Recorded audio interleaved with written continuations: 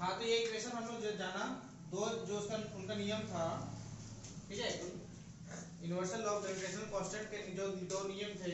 पहला नियम था कि जो फोर्स, जो दो वस्तुओं के बीच में जो लगने वाला फोर्स है, वो फोर्स जो होगा वो दोनों वस्तुओं के मासेस के प्रोडक्ट के डायरेक्टली प्रोपोर्शनल होगा, या अनुक्रमानुपाती उसको हिंदी में बोलते हैं कि दोनों वस्तुओं के द्रव्यमानों के गुणनफल के अनुक्रमानुपाती होगा। इसको इक्वेशन नंबर 1 मान लेंगे। और सेकंड इक्वेशन जो उसमें उन्होंने उसी नियम के अनुसार जो आया है कि दोनों के बीच का जो दूरी होगा, ये दो वस्तुओं के बीच का जो दूरी होगा, ये दो इनके केंद्र के बीच का दूरी होता है। एक्चुअली ये जो केंद्र है, ये सेंटर है दोनों के बीच का, इनके बीच का दूरी अगर d है तो जो इक्वेशन होगा, ये फोर्स जो लगेगा, ये फोर्स लगेगा वो square of distance, square of distance force is that inversely proportional to square of distance between them. ठीक, इसको इक्वेशन नंबर 1 मान लिया और इसको इक्वेशन नंबर 2 मान लिए। यहाँ पर लिखेंगे समीकरण 1 एवं 2 से क्या लिख सकते हैं हम लोग? Force directly proportional to m1 into m2 divide by ds square. ठीक है, और हम बहुत पहले से जानते हैं, इवन 8th क्लास से, कि जो ये इसको बोलते हैं प्रोपोर्शनलिटी कांस्टेंट, अनुपातिकता सिद्धांत स्थिरांक है, अनुपातिकता स्थिरांक है।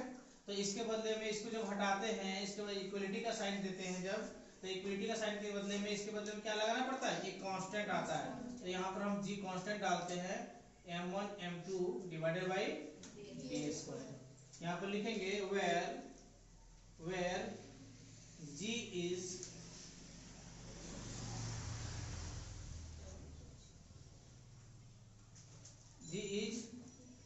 proportionality constant of gravitation। Hindi में इसको बोलते हैं जी को, क्या है जी? ये जी है अनुपातिकता सिद्धांत, अनुपातिकता स्थिरांक, सॉरी अनुपातिकता स्थिरांक। ठीक है, और इसी को हम लोग जी जो है अनुपातिकता स्थिरांक है, और इसको हम लोग कहते हैं सार्वत्रिक कांस्टेंट, है ना, सार्वत्रिक स्थिरांक ऑफ ग्रेविटेशन, गुरुत्वाकर्षण का सार्वत्रिक स्थिरांक। ठीक है, लिखा होगा तुम्हारा बुक में, लिखा हुआ है कि इस जी का अनुपातिकता स्थिरांक है और इसे सार्वत्रिक गुरुत्वीय स्थिरांक कहते हैं, इसे सार्वत्रिक गुरुत्वीय स्थिरांक कहते हैं, इसे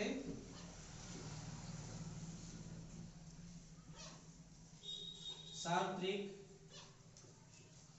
गुरुत्वीय स्थिरांक कहते हैं, स्थिरांक कहते हैं।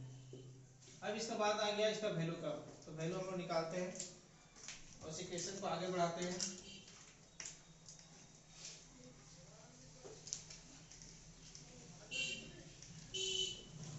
देखो यहाँ पर f इक्वल टू हमको मिल गया कि f equal to G m1 m2 by D square. इसको क्रॉस मल्टीप्लाई करेंगे हम लोग by multiplying, cross multiplying F D square equal to क्या होगा? g इंटू m1 m2 होगा। ये होगा कि नहीं होगा? होगा।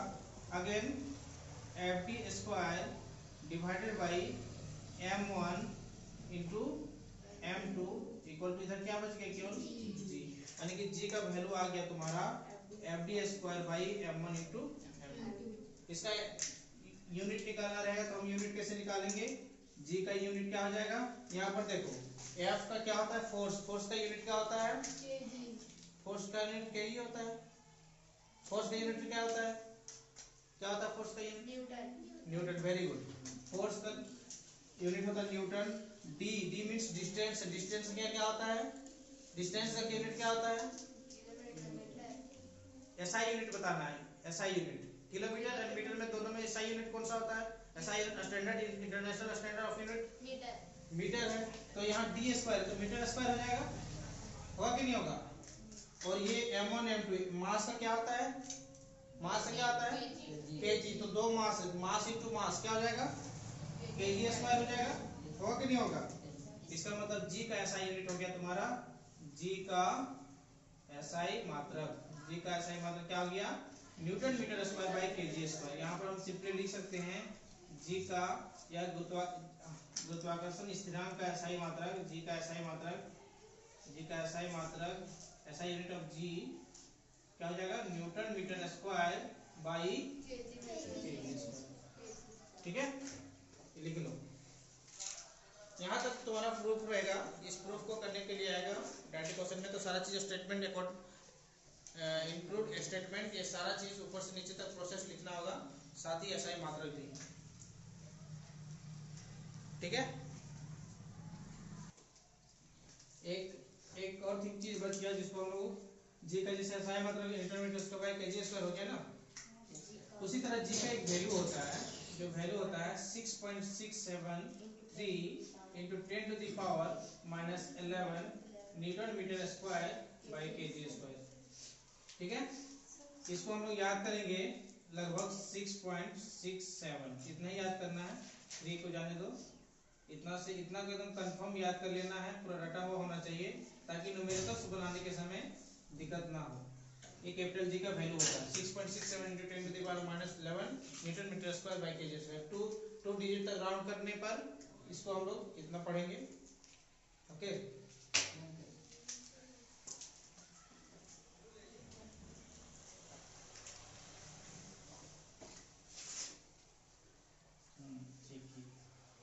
चलो हम लोग इसके बाद थोड़ा सा एक न्यूमेरिकल पर देख लेते हैं, बात कर लेते हैं, जो एनसीईआरटी का न्यूमेरिकल है एग्जांपल के तौर पर। उस न्यूमेरिकल को बनाने की कोशिश करते हैं और इस फार्मूला का उपयोग करके देखते हैं कि बनता है कि नहीं बनता है। एग्जांपल है 10.1। क्वेश्चन में कहता है कि पृथ्वी का द्रव्यमान, the mass of the earth is 6 × 10 to the power 24 kg। Mass of the earth, mass of earth, पृथ्वी का द्रव्यमान, पृथ्वी का द्रव्यमान, इसको मान लेते हैं हम लोग कैपिटल एम। ये कितना है 6 × 10 टू द पावर 24 kg। ये याद भी रखना है, जरूरी है कि पृथ्वी का द्रव्यमान कितना है, तो लगभग ये 6 × 10 टू द पावर 24 kg है। चंद्रमा का द्रव्यमान दिया हुआ है, मास ऑफ द मून, चंद्रमा का द्रव्यमान। ठीक है, इसको स्मॉल एम मान लेते हैं, या m1 m2 हम लोग फार्मूला मान के चले, तो m1 m2 मान के चलो। m1 हो गया, m2 हो गया 7.4 × 10 टू द पावर 22 kg। ठीक है, यदि पृथ्वी तथा चंद्रमा के बीच की दूरी, यानी कि दोनों के बीच की दूरी, दोनों के बीच की दूरी, ये पृथ्वी है, ये अर्थ है और ये मून है, ये दोनों के सेंटर जो हो गया, इस दोनों का सेंटर के बीच की दूरी लेते हैं हम लोग। सेंटर के बीच की दूरी जो है ये कितना है, ये दूरी है दोनों के बीच की दूरी,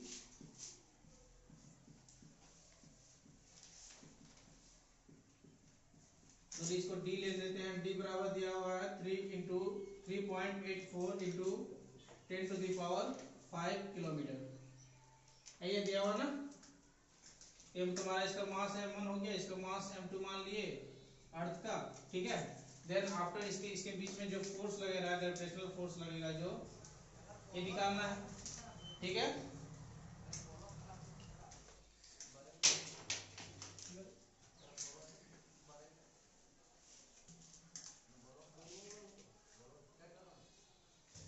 देखो तो जी का वैल्यू हम लोग लिख लेते हैं। पहले जी का वैल्यू हम लोग जानते हैं क्या होता है, 6.67 × 10 to the power -11 newton metre square by KG square, ये होता है। फ्रॉम ग्रेविटेशनल कांस्टेंट, ग्रेविटेशनल जो शास्त्रीय नियम, universal law of gravitational constant से हम लोग जानते हैं फोर्स इक्वल टू क्या होता है, जी m1 m2 divided by d square. ठीक है, तो फोर्स जो होता है, फोर्स जो लगाएगा अर्थ मून पर, the force applied by the earth on moon is F equals to G का वैल्यू डालेंगे 6.67 × 10 to the power -11 newton metre square by KG square. Unit अभी बीच में नहीं लिखते हैं, तो लास्ट में डायरेक्ट जो सॉल्यूशन आएगा उस टाइम हम लोग यूनिट लिख लेंगे। तो यहाँ पर m1 का वैल्यू क्या है, m1 का वैल्यू तुम्हारा 6 × 10 टू द पावर 24 kg है, एंड m2 का value 7.4 × 10 to the power 22 kg है। ठीक है, डिवाइड बाय क्या हो जाएगा, d स्क्वायर, तो 3.84 × 10 टू द पावर 5। ठीक है किलोमीटर। अब इसको हम लोग इसका स्क्वायर करना है, गुड, इसका स्क्वायर करना है ना। इसका स्क्वायर करने का मतलब है कि इसको 2 बार लिखना 3.84 into 10 to the power 5। Next अब जो कैंसिल आउट होना होता है उसको कैंसिल आउट करने की कोशिश करेंगे हम लोग। जैसे ये दोनों का 24 हो गया, ये 5 हो गया, देखो